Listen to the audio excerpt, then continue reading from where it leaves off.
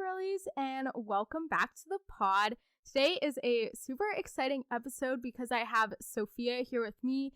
Sophia has a blog called Dear Monday Blog where she gives advice, and it's super awesome place for young girls. And she also just released new merch, which is so exciting.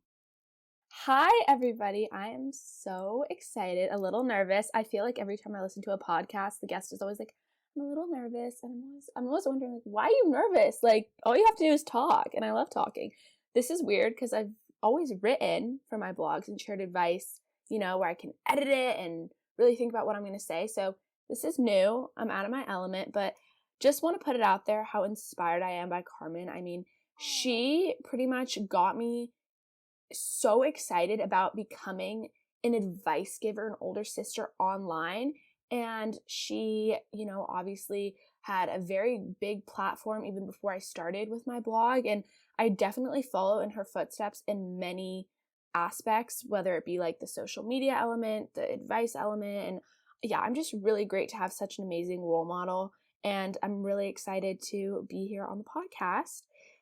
Merch, yes, just came out with merch. That is because, I don't know, I've had the blog for like a year now, and I would love to help, strengthen and unify all the readers with merch. They have slogans that say, don't talk to me, I'm on Accutane, or hot girls can't park, or your local overthinker. Yeah, so I think that if you are into any of those things, definitely DM me or check the blog. Yes. Can't wait for this episode. That was really long-winded. Yeah. That's okay. That was so sweet. Okay, so today we're going to be giving y'all advice. I think maybe a week ago or something, a bunch of you guys sent in scenarios or just questions asking us stuff. So that's what we're going to be doing today. Our first one reads, Hi, so there's this boy in my history class. We always have this cute banter, and he asked me to be his partner on this month-long project. I really, really like him, but I can't tell if he likes me or not. Should I just play it out or make a move? Okay, love this question. This is so fun. Like, I read this and I'm excited for you. I have a few things to say.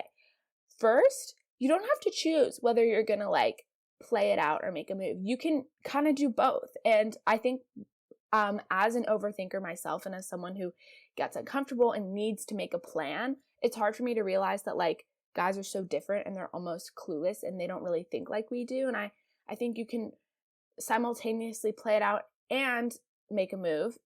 Also, we need to point out that you actually hit the freaking jackpot because you have the perfect excuse to get close to this guy. You have a month-long project together. I mean, even if you guys don't end up having any sort of romantic chemistry or anything like that, at least you guys have to be good friends after a month-long project, working together, getting his number, doing study hangouts, late nights on FaceTime. Come on, this is really perfect. And I'm excited for you. I think this is really going to work out. I also feel like just because the project is so long, you will definitely get to know whoever this guy is and also probably end up being able to tell, okay, does he actually like me? Because if you're with someone that long, I feel like you can kind of get a vibe of, oh, we're just going to be friends, or, oh, okay, maybe it'll be a little more than friends. And I definitely think spending that amount of time with him will kind of just show you that. And even like Sophia said, if nothing happens, at least you have a good friend and it can still be a fun experience. Totally. And back to your idea of, do I just wait out or do I make move?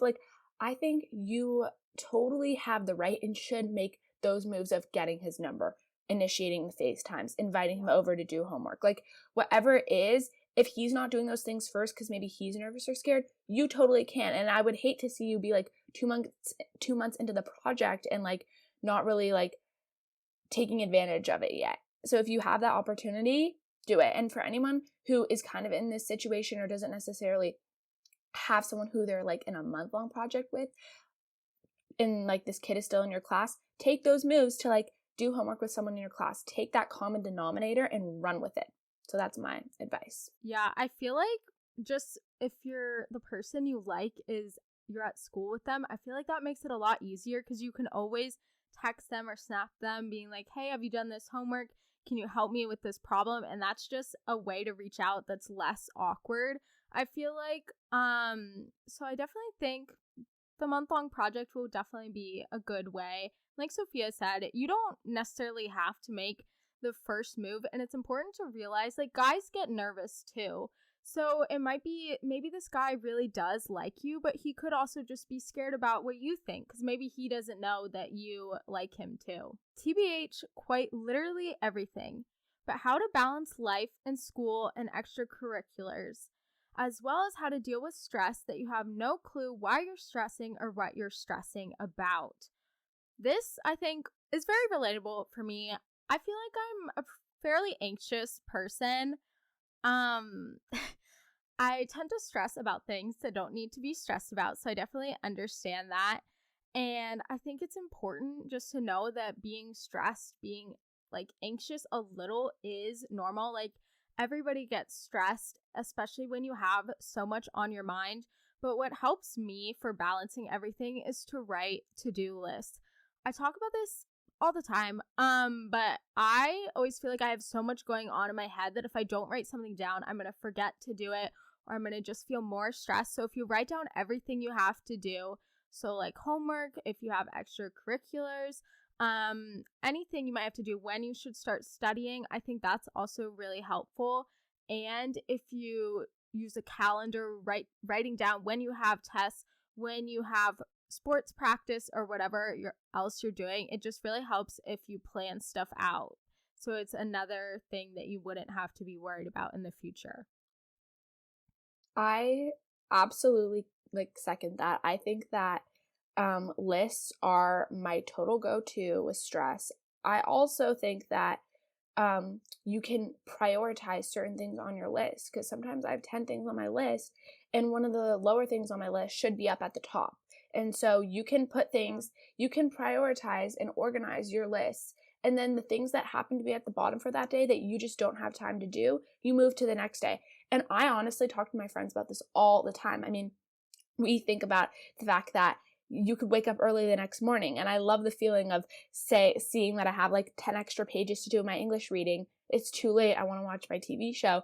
And like the peace of knowing that I can go to bed and be like, just do it in the morning. Like I think that that's totally fine.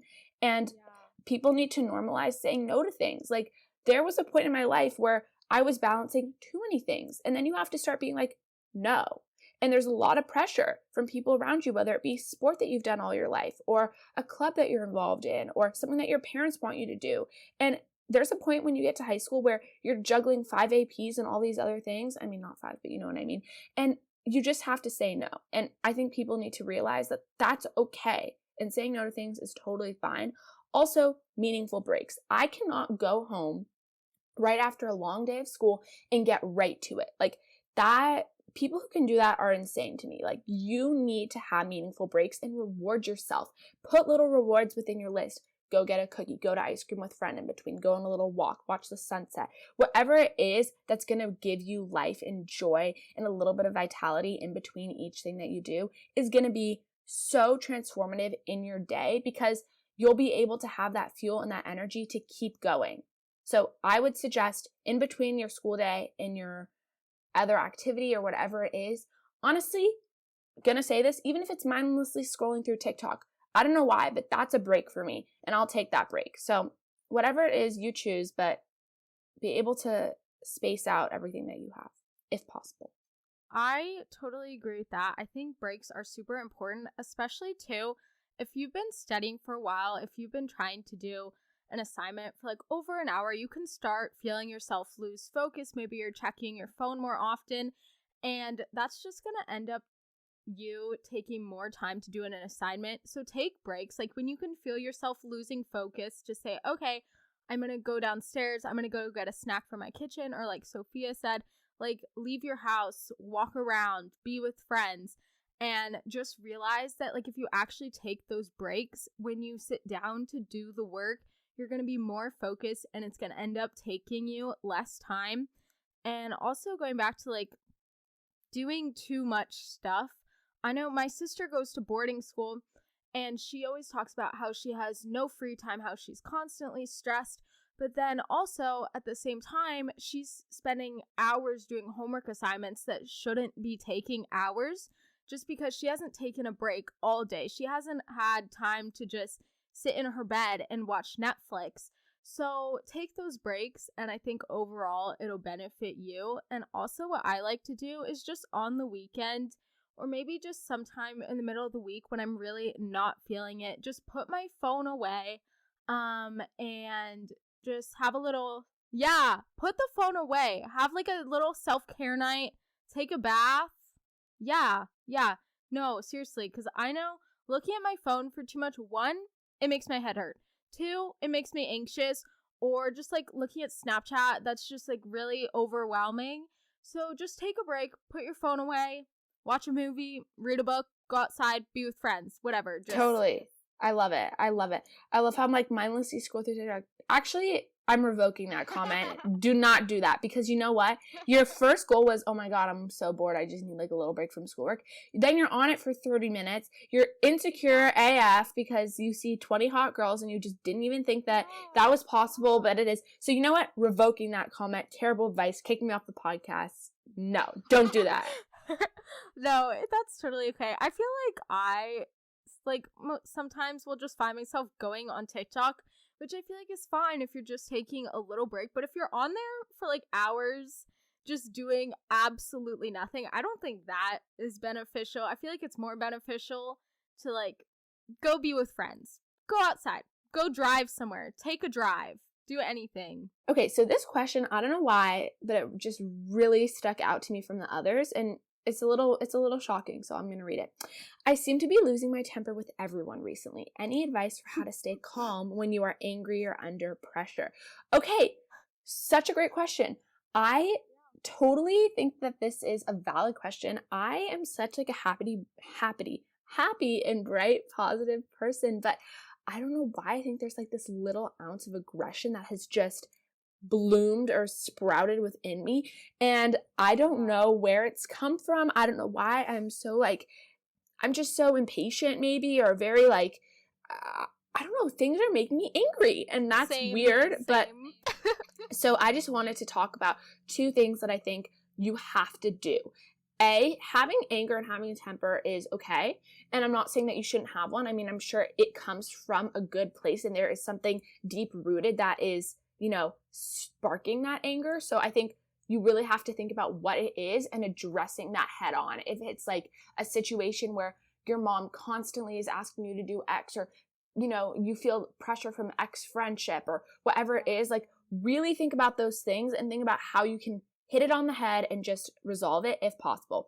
Another thing is communication. If you're in a day where you're in a bad mood, like some days when I'm in a bad mood, I literally start off and I'm like, Mom, just, I'm in a really bad mood today. Excuse my anger. Excuse like my temper. I'm just really mad. And then they know, and it has nothing to do with you, because I am, very self-conscious person, and I've had friends who can be in a mood, and when they don't communicate with me that they're in a mood, I totally think it's directed towards me, and your parent might think it is directed towards them or whoever you're interacting with that day. So I think it's really critical that you communicate with the people about how you're feeling.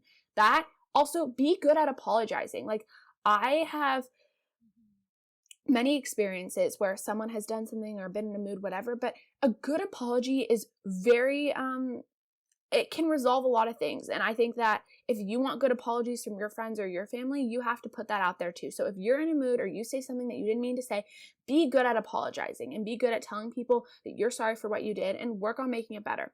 That's my advice. I definitely agree and want to emphasize the communication part. I also do this with my family because sometimes I'll just be mad and everything all day. If someone speaks to me, if someone doesn't speak to me, that'll make me mad. Like, there is no winning with me in some days. So I feel like, especially with my family, like I verbalize it, maybe not in the best way, but I'll say something to make sure like I don't actually do it. Like if I'm like thinking like, oh my God, I'm like gonna slap you, I may or may not say that, which I don't know if that's like good, but maybe don't like go to that extreme, but like just explaining, okay, just so you know, like what Sophia said, today is not my day. I'm sorry if I act out. I just really don't feel good. it's nothing about you. It's just all me. And today is not my day. Also, I think another thing, just kind of staying calm. If you're angry at everyone, realize that you can't necessarily control other people, but what you can control is how you react to things. So maybe one of your friends did something really awful to you, or said something, or maybe was speaking about you behind your back, and that just made you really upset and angry. Of course you're allowed to be upset. You're allowed to be angry. You're allowed to want to scream and yell and get upset, because of course, no one wants that to happen to them. But also it's important to remember that you control how you react, and you really need to I think that through, if that makes sense, because that helps me stay calm, just realizing, okay, I can't control other people. They're doing their own thing, because my gut reaction is, okay, I need to do something about it. I need to fix something, because I'm a fixer and I want to fix people, even if that might not be in my wheelhouse, or I don't have control over a certain situation. So that just helps me to stay calm, because I feel like when you're so focused on what everyone else is doing and stuff that might make you angry, it's just going to make you more upset, more annoyed, and overall just not be beneficial. Totally agree. And one last thing that I just want to add, because it totally just came to my mind, is my parents pretty much had an intervention with me about my anger a few weeks ago. I don't really know. Oh my God. It wasn't I'm not extremely angry, but they're sensitive people, so I think they picked up on it. And they were just my parents are very simple people in some senses, in the way that emotions work. And I think they just said, really? And at first I was like, come on, this is awful advice. I just don't want to listen to you. But I have been thinking about it. And I think it has to do a lot with gratitude, at least in my opinion. And I think that a lot of the times I get angry or frustrated and I just don't even open my eyes to the amazing life that I live. I look outside, I have food on my plate. So many things should be making me happy, and instead I'm really thinking about the things that are making me angry. And I don't know, I think that's a silly way to live a short life. I really do. And I say short because you never know. You never know. And I'm just saying, you really have to enjoy your life and your days. And when people are frustrating you, hit it, really, make an effort to calm yourself and tell them how you feel. And I know that that's very oversimplifying it, because life is so much more complex than that. But if you can think about it in simple terms and let that direct you and navigate you in the way that you handle yourself, that's great. Also, if it's a prolonged anger and this is something serious, really talk to someone about it. I would. Next question. I have stretch marks and I don't know what to do because when it gets warmer, my friends and I like to do things like go swim in the lake. It makes me feel insecure, even though I try not to let it bother me. Okay, first thing I want to address is social media with this one. I feel like we all follow, whether it's actresses, TikTokers, random influencers, friends, whatever. And you see this idea of people online, especially if it's a celebrity or an influencer, where photos can be easily manipulated. And not saying everyone does this, because a lot of people don't. And a lot of people just look great naturally. But some people, it's not generally realistic. And I feel like that makes it really hard, especially if you're just scrolling on Instagram all the time and every single person you see, you don't see stretch marks anywhere. You don't see anything that people would consider bodily imperfections, even though that's not what they are. And I feel like everyone has stretch marks at some point in their life, whether it's from growing really fast or whatever it might be. Even guys get stretch marks too, which I feel like people don't realize. So just really thinking that it is normal and there's nothing wrong with you. And I think that has to be kind of a mindset shift, even though you might see your stretch marks and think, okay, I really don't like this about me. That shouldn't prevent you from going out. And I know that's really easy for me to say, but I feel like you just need to think okay, am I gonna let these lines on my body prevent me from actually having fun? Because when I look back, I don't want to look back at my summer and think, oh, Like, I just stayed inside for 3 months, didn't do anything fun, wasn't with my friends, and it was only because of these little lines on your body. For sure. I completely agree.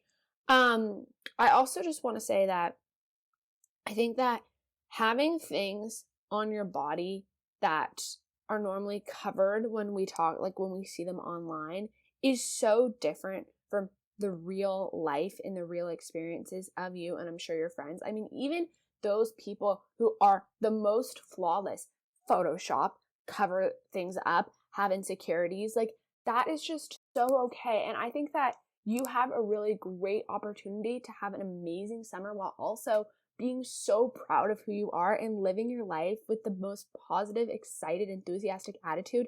No one, and if they do, I would literally slap them across the face, is going to bring it up to you. I mean, no one's going to be like, your stretch march, oh my God. No one will bring that up to you. And if they do, you look at them in the eye and you say, yeah, it's my body. I love it. Great. Like, that's a hard mentality to have, going from like really being insecure about it to like owning it. And I don't know what it's going to take for you to get there, but if it's at least me telling you through the Girly Girl podcast right now that you got this, like you got this. I 100% believe that. Also, I had stretch marks on my chest when I was going through puberty, you know, as we all do. And I used bio oil on my stretch marks, this like thing that I found on Amazon, every single day. And they are absolutely completely gone. I'm not saying that you need any product or anything to fix yourself, but it worked for me. It may work for you. Thought I would put it out there. Yeah, no. I know my sister has a scar on her from surgery and she uses bio oil too, which helps with that. So if you have scars anywhere, could try that. This next one is just advice about being the backup friend. Okay. Yeah, that's rough. That really makes you feel bad. I feel it's just, I don't know what to say, but I feel like just mentally it's so hard to think that you would be second choice to someone, especially if you would consider one person like your best friend, and this person, maybe you were best friends and now you're not hanging out. Now they only ask you if someone else cancels. Like, that's not okay, and like you don't need to be friends with this person. But I feel like that's also kind of hard because like what if this person to you is your best friend and like is maybe one of your only friends and you don't have a big friend group, and then I feel like it's kind of hard to like separate yourself from them. But I feel like you kind of have to. What do you think? Yeah, I have a few things. The first thing that I'd say is it really depends on which on the circumstances of this friendship 100%. Like, for example, what Carmen just said, if this is your best friend and they are not your best friend, that's a lot different than you having a great group of friends and then a few other people in your life that stand there and just say you feel second tier too. Like, I'll just give an example because I have friends in my life where they are my number one and that's great. And then I have some other friends that are within the same friend group or, you know, around town or whatever it may be. And they do not prioritize me. They don't reach out to me. We don't make plans unless I ask them to. Maybe we make plans, but I'm their second choice 100%. And I have come to a place where like, I'm totally okay with that. I'm like, you know what? That is okay because at least they're a little treat in my life. I view them as a treat. When I do get to see them and when I do get to hang out with them, it's great. They're like someone to have there. They're not going to be my first choice. Like they can be my second choice. I can be their second choice. Like, you know what? That is totally okay. There are other friendships where I slowly start to feel myself becoming like the second priority, and that's not okay. And I either have to say it to them like, look, sometimes I get your best self. Sometimes I get your second best, your worst self. Sometimes I get the first text. Sometimes I get the last text. That's not fair to me. So I'm just trying to know where you're at. You can be 100% honest with me. And then you go from there. So I think you have to understand what this person means to you before you think about critically what you mean to them. Because you may realize that they're actually your second choice too, and that you would rather be with other people. And then you're okay with being mutual second choices. Like, maybe that you're okay with that. So, depends.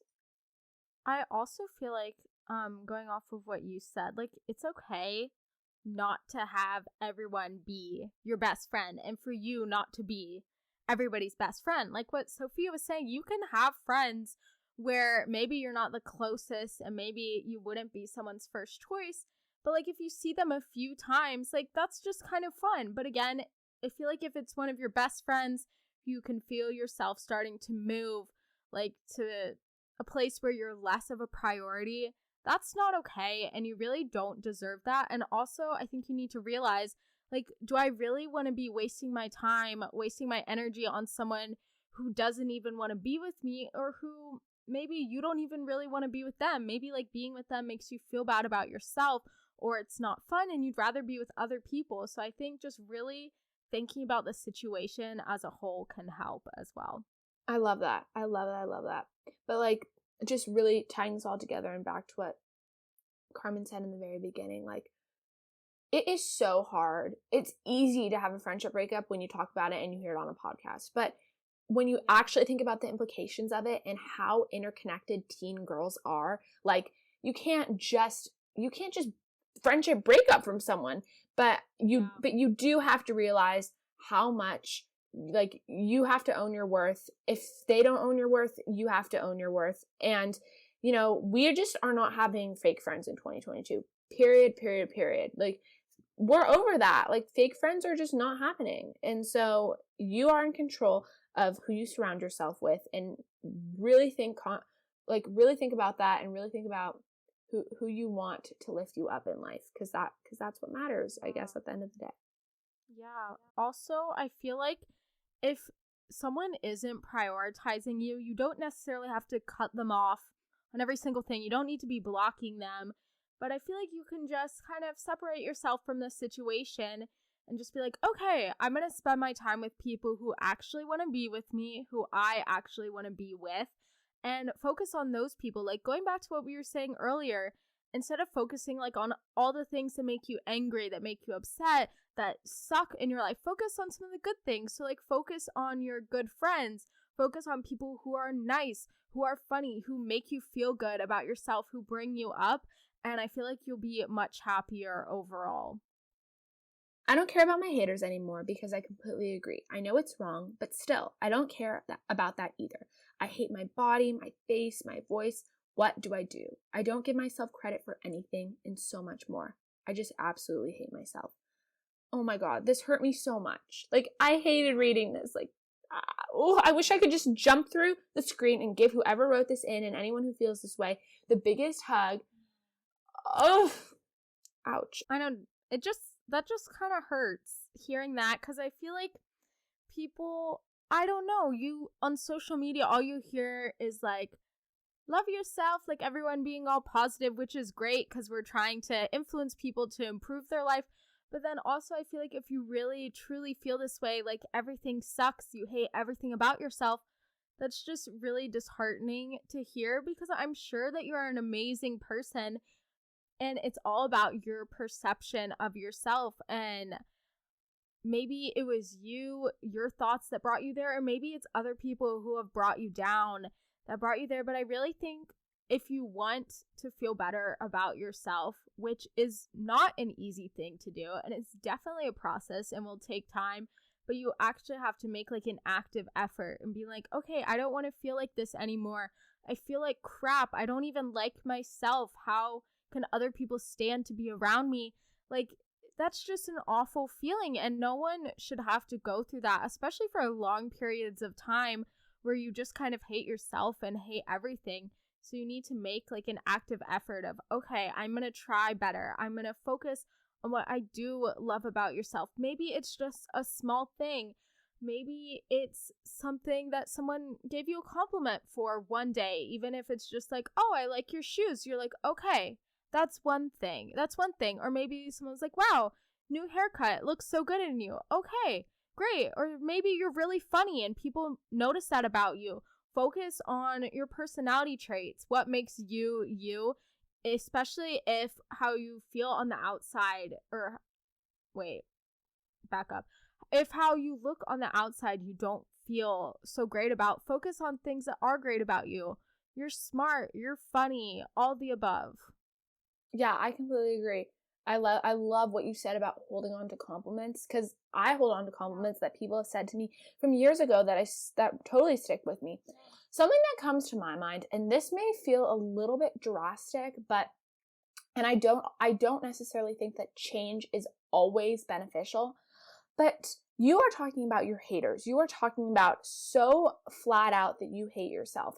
That pains me. I feel like we've established that.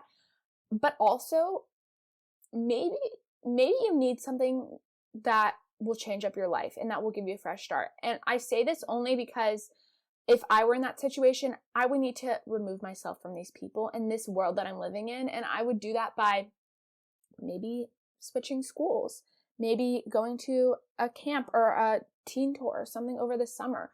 I mean, the only way that you're going to get better by yourself surrounded in this environment is changing something drastic. I mean, telling yourself that you love your new haircut, I love it, but what is that really going to do when you're within the same environment with these same people who are bringing you down? I mean, I would want to get right out of there. If it's possible for your family and your parents are on board with that, like, it's a big move, but I just think that if this environment is bringing you to your lowest point, I don't know, I would want to get out of there. No, I agree. I feel like if every single person you're surrounded by, or you're constantly dealing with these haters, whether it's people at school or just maybe family members, yes, get out of the situation. But again, that's hard. We don't know what your situation actually is, but I definitely agree with Sophia, whether that's moving schools or finding an after school activity with new people, just being around someone different, and whether that's changing, uprooting everything, or just doing a small thing, like maybe you're joining a sports team with people you don't know, or maybe you want to start being in plays. But I think finding an after school activity with like good people, or finding something you're interested in, can help, because I think when you find like an interest, that gives you like a new group of people to surround yourself with, and also kind of a purpose. Because especially, I'm just gonna make this assumption, but I feel like if you hate everything about yourself, about life, maybe you're feeling a little depressed, maybe you feel like nothing is going your way, and having like just something to do, having like a purpose, I feel like can definitely help improve your mood and improve your mindset, especially if you're going to be surrounded by new people who are actually not going to like hate on everything about you and make you feel worse about yourself. So there's this boy who started texting me. Low-key asked me to see a movie. I said I was busy. Ugh, I can't stand this kid. He's so annoying and always tries to talk to me. For now, I'm ignoring him, but he doesn't seem to get the hint. What should I do? I don't want to be mean, but also I want him to stop bothering me. So pretty much how to reject someone in the best way possible. And I don't want to say like in a nice way, because I feel like there's not really a nice way. Maybe there is. Maybe I'm just haven't figured that part out about life. But I definitely think, of course, you have the right to, not want to go with someone to something, especially if you don't like someone. Like, even as a friend, you have a right to say no. Like what we talked about earlier, you're allowed to say no to things. You don't have to accept every single thing. And I think that's important to remember, because I feel like maybe it's just me, but sometimes I feel like I'm obligated to accept something, even if it's the last thing I want to do, whether that's hanging out with a friend or a guy or just like anything in general. I always feel like that sense of, oh, I need to say yes. And if I say no, then I'm a bad person, because maybe I don't have anything to do, but I just really, really don't want to go. And I think you have the right to that. And I feel like if this guy keeps bothering you, then maybe you need to outright say something and be like, okay, like, thank you for the offer, but like, I really don't feel comfortable doing that, or I don't want to go. But I feel like there's definitely ways you can say no without actually saying no, like before being like, absolutely not, no thank you, leave me alone, especially if you're not a very confrontational person. Mm-hmm. Okay, love the fact that we're on this side of the game now, where we're not trying to like beg for someone to hang out with us, but we get to reject. I mean, I've never really, actually that's a lie, but I don't know. We're rejecting here. This is a time. Okay, yeah, I completely agree with Carmen. I mean, you do not have to be nice to someone because they are harassing you. I mean, I'm not saying that this kid is. He's not getting the hint. You've made it kind of clear. Honestly, I had a friend who had a situation like this, was really sweet about it. Sorry, I can't, really busy, whatever it is. The excuses, the guy didn't get it. Then she just stopped responding. Like, literally just stopped responding. And I'm not saying that you have to, like, say no or, like, ghost the kid. But, like, when I think about ways that really sucked, you can do that if you want. Or you can just be that confrontational queen and just say, hey, look, I appreciate that you've been reaching out. I don't really see, I feel like I'm not really looking to, like, turn our friendship into something more right now, but I appreciate, like, you reaching out. Whatever it is, but you got this. I'm not scared for you. I think you have the leg up here, and you're gonna kill it with this rejection. I feel like it's just always gonna be awkward, no matter what you do. But if this guy's really bothering you, you just gotta say something. Whether it's actually ghosting him or if you have to see him in person and being like, okay, I said no, I don't want to go, please stop asking me. Okay, done. Next question. I have a really hard time talking to new people, guys specifically. I can only seem to make friends at the beginning of the school year. I want to be able to talk to new people. I'm very extroverted, but this is a roadblock I've always had. Any tips? Okay. This is bringing me to one thing in particular, and it's the fact that a lot of schools are cliquey, and a lot of schools have very set social scenes, and incorporating yourself into a new group and meeting new people can be a lot trickier than you would have expected when you are such an extroverted person. I mean, I have tried to reach out to new people at my school and make new friends at my school, and it's really hard. And if you couldn't tell based off this podcast already, I'm extremely extroverted. I love making new friends. I love talking. So that is something that you have to realize is beyond you. And other people's unwillingness to be open to making new friends is beyond you. So don't get mad at yourself for other people's lack of friendship, other people's lack of openness. I mean, that's just teenage girls for you right there. I will say, though, that going back to our first question about, talking to this guy who's in your science class, like, you really have to draw upon that common denominator about what you do have in common with new people. So if there is a friend of yours that is in one of your classes that always happens to, be leaving school at the same time or joining school at the same time as you have a mutual, whatever it may be, you can draw upon that and really, like, use that and make it happen. I mean, I can think of a friend who I've wanted to become friends with, and now we've started, like, hanging out at some points with our mutual friend. And now I've tried to really get to know her. We have an inside joke about coffee. We have an inside joke about, like, this outfit. Like, we have little things, and that's pretty much driven by me. But I've been going out of my way to make certain friendships happen that weren't really there and that wouldn't really happen if it were up to them. But that's just up to you, I guess, if that makes sense. No, I think drawing on the mutual friend thing is definitely a good idea, but I also feel like there is a way where you can reach out to people that you might not necessarily have, like, a mutual friend, because I feel like especially in school, like, going back to the project question, the first thing, if you have a project with someone, that's a way to be with someone new. You can, instead of partnering, like, maybe with one of your friends, maybe you can try to reach out to somebody else. And also, I feel like what Sophia was saying, your quote unquote, like, inability to make friends might not necessarily be your fault. Like, a lot of people just aren't open to talking to new people.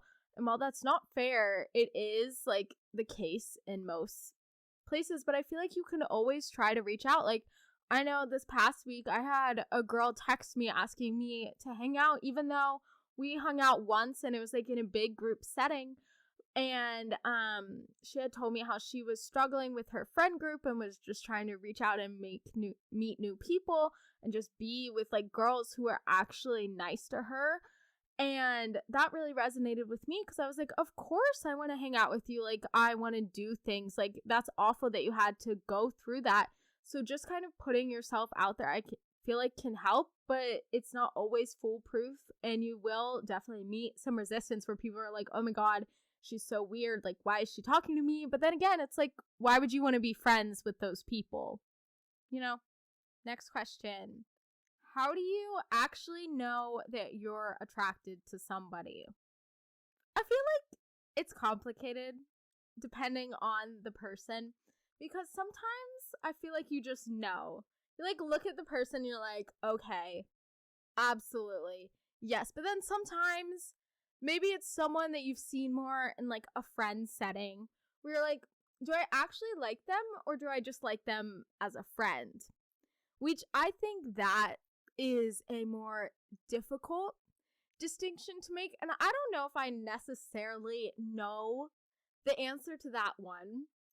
But I feel like it's like one of those things where you just like kind of know deep down, even if you're like denying it, you just kind of know. And I feel like that's a really horrible way of explaining it, but there's kind of like a gut feeling. I used to think, emphasis on used to, I used to think that I was a 0 to 100 kind of girl. And what I mean by that is like, I either like do not like you, major ick, like not interested, couldn't even picture it, or like I'm so 100% like full in, like this isn't even a question, like all my friends know the made up nickname, like like this is like, yeah, this is a crush. So I used to think that I was 0 to 100, and in some ways I am. Like some ways I'm like, okay, yeah, I'm obsessed, or no. What's hard for me recently is that, am I attracted to him? Do I like him? Or do I just want him to want me? And that's what has been like my difficult thing recently, is because I'm like, if I'm going to go for someone, I'm not scared to like at least make some sort of slight first move, put myself out there in some way. And I'm okay doing that to an extent. But like, I have to think about, do I really like this person? Or do I just really want them to want me? And that's what's difficult. And when I figure out that all I want is for them to want me and they just don't, and they're just like not really putting it in and not really doing anything, I just stop. Because I'm already leading myself down a path that I just do not want to have to reel from and get myself out of. And like, I already know the Left On Open playlist is going to be ringing through my car, and I just don't even want that to happen. Like I can picture it coming, and I just don't even want it to happen. But then if like I'm really into them, then like whatever.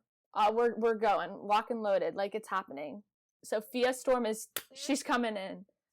There's definitely, I agree, like kind of a gray area where you're like, am I just like really craving attention today? Or do I actually like you? Or are you just a cool person? Like, I don't know. And I feel like that's kind of has to be like different for everybody and like a case by case scenario, because sometimes like what Sophia said, yeah, all you want is attention, and you know what, that's okay. Sometimes that's all I want to, but like I feel like you have to make that distinction and also realize like, okay, maybe all I do want is attention from this person, but is that necessarily a bad thing always? I don't know. I will say, just on that note, that I have some friends who are such attention grabbers. I want to say a bad word, but I'm not going to say it. You know what I'm saying? Yeah. And like, I have seen them burn quite a few bridges because of this, and just like guys that would be really great friends and people that could be introduced to the friend group, but like, no, our friend just wanted attention. She just wanted him to fall in love. He did. She dropped him. Like, how many times have I seen this happen? Too many. So in one way, be selfish, beg for that attention, but another way, like, be thinking about other people's feelings and realize that maybe your tendencies are low-key toxic and you can cut it. No, yeah, I definitely think some people might crave attention to an unhealthy extent for whatever reason, to say that in a nice way. But if that's you, like in every guy you try to talk to, you're just like, okay, I don't actually like you, but you're telling me I'm pretty, you're telling me that you like me, like, okay, sure, maybe that's something that you need to unpack, because of course sometimes I feel like you're like, okay, maybe I will have my little toxic moment, but if that's you every day, all year, I don't know. I don't really support that. Yeah. Yeah. That's gonna be a no for me. I left my friend group. They made me feel like shit and always left me out of everything. And now I see them posting on social media together and with my replacement. How do I not get jealous when I don't even want to be friends with them? Oh my God, such a good question, such a good question, such a good question. Initially, what comes to me is the catfish fun people. They're not actually fun, and you know that because you were there. And there are so many friend groups these days who just are like, okay, camera's going on, let's have fun. And then like, you're actually there with them and you know it's not fun. And like, I know what it's like to be on the other end of that. And I know what it's like to be a part of a group that is just posting because they're having fake fun. And it's fake. Like, there's nothing else to say to that. And if they were actually fun and actually great, enjoyable people, you would still be in that friend group. And if they were actually having fun, they would not be on social media. That is literally my theory. People who are like having the time of their life and like, they're not posting it. They're not on their phones. They're not on Snapchat. They're not replying to everyone. Like, that's just not a thing. So just keep that in your mind. Just remember that they're not having as good of a time as you think they are. No, I totally agree about the posting thing.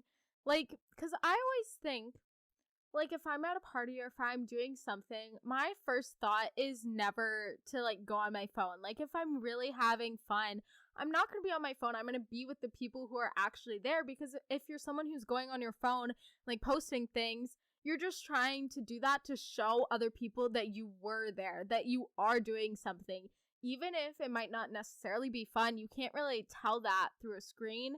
So I definitely like the catfishing fun thing. I've never heard that, and I think that is so funny.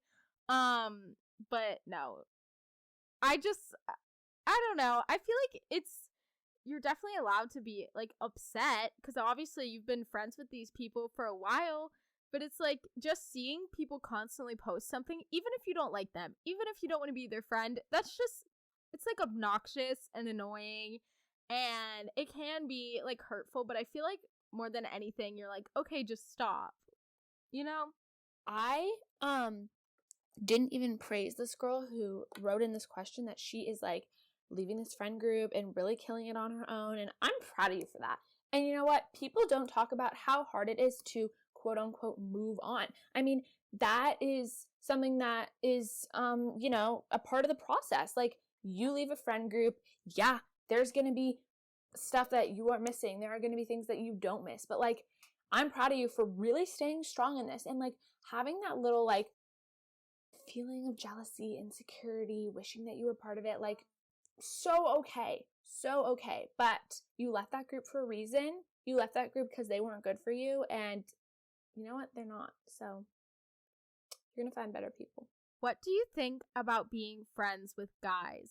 I get along better with them, but every guy I've ever been friends with has either liked me or ditched me for other guys.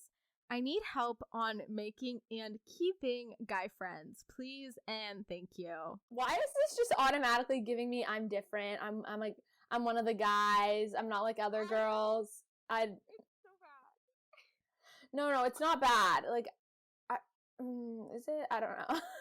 I don't know. I feel like, of course, you're allowed to have like guy friends, but it just annoys me when girls say like, "Oh, I don't want to be friends with girls because there's so much drama.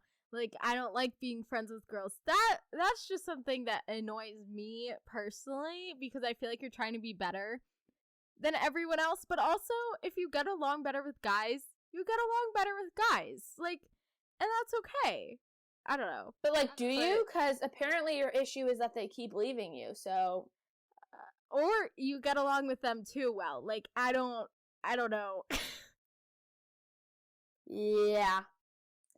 Look, I think you can be friends with guys, and I'm sure that if that's working for you, then go for it. But like, girls are pretty cool too. Like, you might like me if you knew me, and I'm a girl, so. Yeah.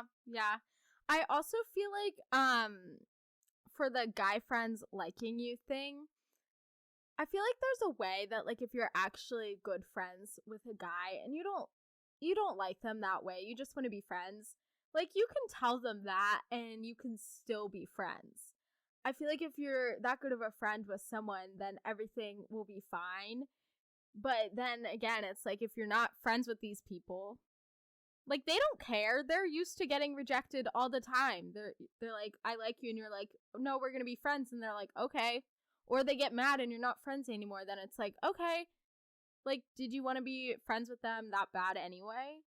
And, like, guys pretty much like anything that's walking. So you could, or not even, but, like, they could fully move on and have other crushes, and you could just stay friends. So that's cool. Okay, last question, and then we have a little surprise for the end. But last question. How do you deal with anxiety about school? I put so much pressure on myself to do well, and it stresses me out. Yeah, pressure. I mean, I totally get this. Junior year, second semester, senior year, second semester, tell us about pressure. I mean, yeah. And honestly, I want to tell you to, like, not feel it, and that, like, your stress is, like, really bad, and how can you ameliorate it, and da-da-da. But, like, low-key, I'm going to give a hot take and say, yeah, pressure is just a part of it. Like, there's nothing really you can do or say to fix that. That's like being a second semester junior or senior.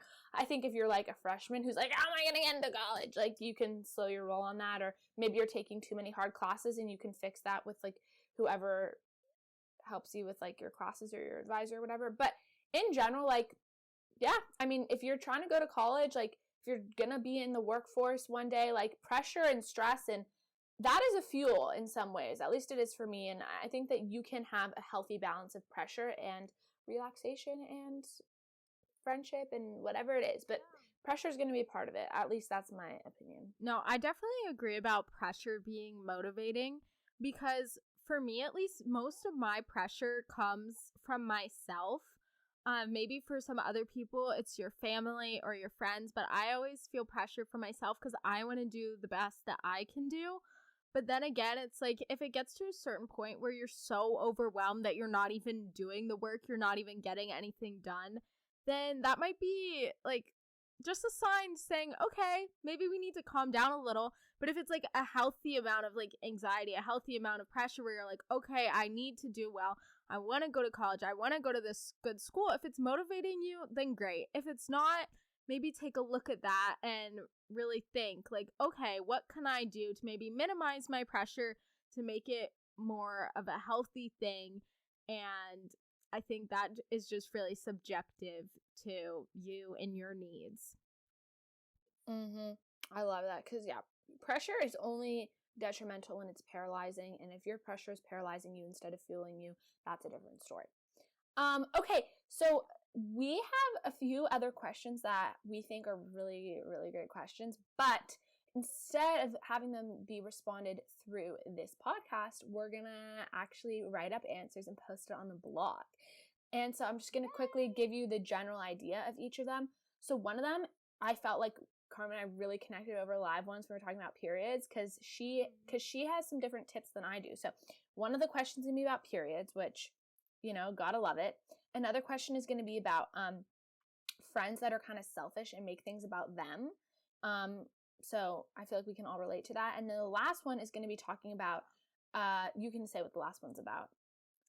The last one is about dating if someone is a year older and one person is going to college and you're not, and how to kind of handle that overall situation. Thank you, Sophia, for coming on. That was so fun. Thanks. Also, guys, make sure you check out the description of the episode to check out Sophia's blog and also her merch, which is super cute. And I definitely want the Hot Girls Camp Park shirt because I, in fact, cannot. So. Oh, me neither. Yeah, guys, definitely check out the blog. Please get the merch if you're interested. So excited to be collabing today. This is so great. Okay, bye, y'all. Have a great week. Au revoir.